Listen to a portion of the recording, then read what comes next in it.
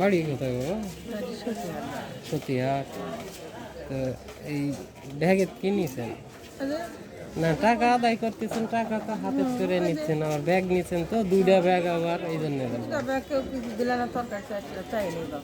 মানে আদায় ফাদায় করার পরে তরকারি টরকারি কেউ দিলে নেন। আপনার স্বামী নাই?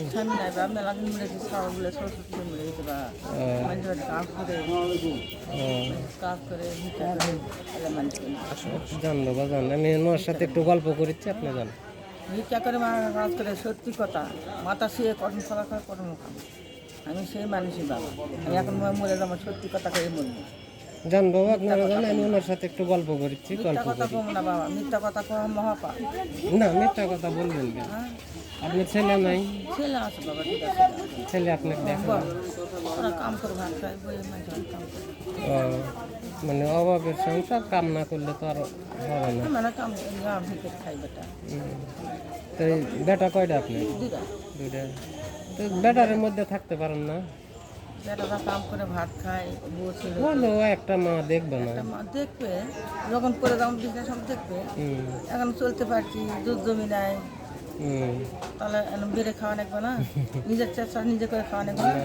আসলে মূলত কথা হলো যে বাবা, দুধ জমি থাকলে বেটা করে খাওয়ার চাপ দেওয়া যায়। আপনার যে এখন বয়স, তো এই বয়সে মনে করেন যে দাঁড়ানো একটা কষ্ট। ঠ্যাং ধরছে, সোনার ঠ্যাং দিয়েছে, সে কথাই বলেছি, এই বয়সে আপনি যে দোকানে দোকানে বেড়াচ্ছেন, অনেক হাঁটা লাগিচ্ছে, অনেক হাঁটা লাগিচ্ছে, হাঁটাটা তো কষ্ট আপনার এই বয়সে এখন, এই জন্যই বলেছিলাম। নাতিপুতি আছে? আপনার বাড়ি ঘর কিসের? না কিসের বাড়ি? নিজের জায়গা? মানে অন্যান্য জমা জমি আছে না, শুধু বাড়িটাই?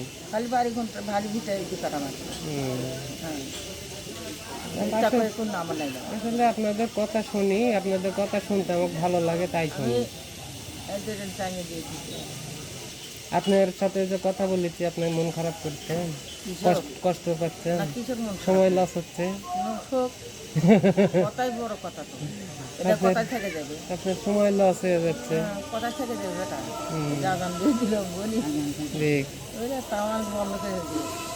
দুজন একসাথে কার নাকি?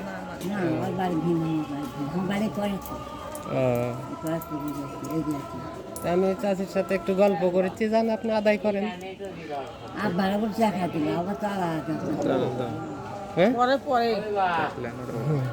থামেন থামেন।